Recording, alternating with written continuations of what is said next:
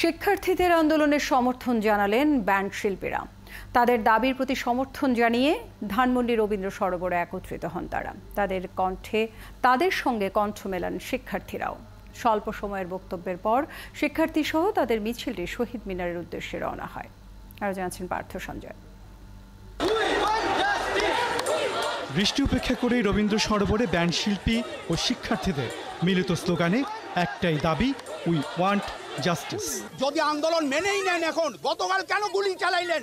এই দেশের মানুষ সমস্ত সত্য জেনে গেছে। আপনারা সত্য প্রকাশ করুন, ছাত্রদের সঙ্গে থাকুন, ছাত্র জনতাদের সঙ্গে থাকুন।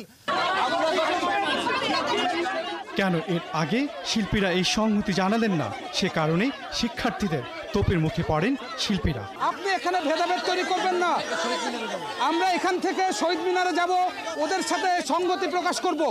উত্তেজিত শিক্ষার্থীদের শান্ত করে অগ্রজ ব্যান্ড শিল্পী মাকসুদুল হক বলেন, আর কোনো রক্ত চাই না, শান্তি চাই। একটু দেরি হলেও আমরা এসেছি শুধুমাত্র একটুকু বলতে যে আমরা ছাত্রদের সাথে আছি। আমরা সমস্ত অন্যায় নিপীড়ন বন্ধ চাই, আমরা সব জুলুম বন্ধ চাই, এবং আমরা আমাদের যে রেপার ভাই যে জেলে আছে তার মুক্তি চাই, এবং এছাড়া সমগ্র বাংলাদেশের মানুষের আমরা মুক্তি দেখতে চাই, শান্তি দেখতে চাই। শিক্ষার্থীদের মুক্তির দাবি মেনে নেওয়ার আহ্বান জানান মাইলসের হামিদ আহমেদ।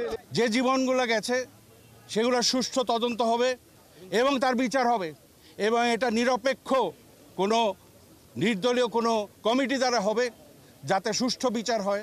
পরে রবীন্দ্র সরোবর থেকে সঙ্গীত শিল্পীরা মিছিল নিয়ে এগিয়ে যান শহীদ মিনারের উদ্দেশ্যে। পার্থ সঞ্জয়, ৭১, ঢাকা।